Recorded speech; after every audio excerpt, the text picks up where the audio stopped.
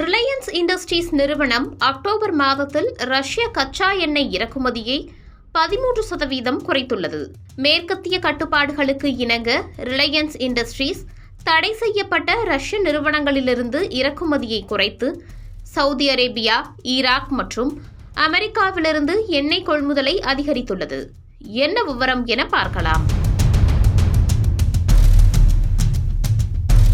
ரஷ்யாவின் 2 பெரிய எண்ணெய் நிறுவனங்களான ரோஸ்நெஃப்ட் மற்றும் லுகோயில் மீது அமெரிக்கா தடை விதித்தது.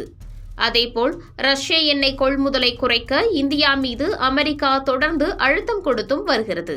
இதனைத் தொடர்ந்து முகேஷ் அம்பானியின் தலைமையிலான ரிலையன்ஸ் இண்டஸ்ட்ரீஸ் நிறுவனம் தடை செய்யப்பட்ட இந்த ரஷ்ய நிறுவனங்களிடம் இருந்து 24% இறக்குமதியை குறைத்துள்ளது.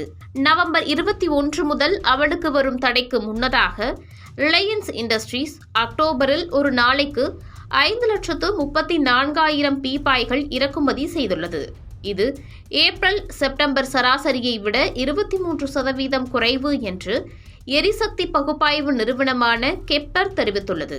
ரிலையன்ஸின் கச்சா எண்ணெய் இறக்குமதியில் ரஷ்யாவின் பங்கு கடுமையாக சரிந்து 43% குறைந்தது. இது முந்தைய மாதத்தில் 56% இருந்தது.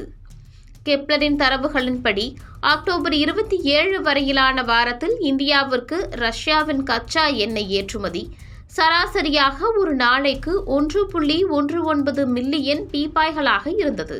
இது முந்தைய 2 வாரங்களில் பதிவான 1.95 மில்லியன் பீப்பாய்களில் இருந்து ஒரு பெரிய சரிவாகும்.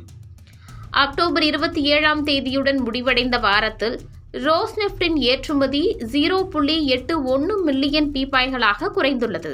அதற்கு முந்தைய வாரத்தில் இது 1.41 மில்லியன் பீப்பாய்களாக இருந்தது.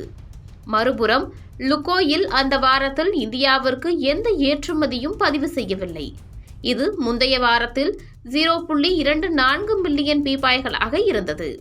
அக்டோபர் 23 அன்று அமெரிக்க அதிபர் டொனால்ட் ட்ரம்ப் ரஷ்யாவிலிருந்து எண்ணெய் வாங்குவதை குறைக்க இந்தியா ஒப்புக்கொண்டதாக கூறினார் என்பதும் குறிப்பிடத்தக்கது.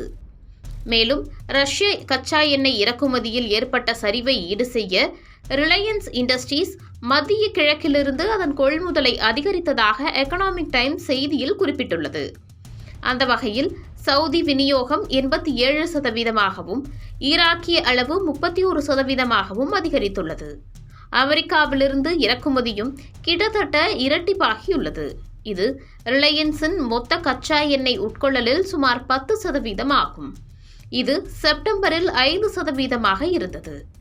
அமெரிக்க தடைகளுக்கு மத்தியில் இனி ரிலையன்ஸ் தனது ரஷ்ய கொள்முதல் அளவை எவ்வளவு குறைக்கப் போகிறது என்பதை பொறுத்திருந்துதான் பார்க்க முடியும்.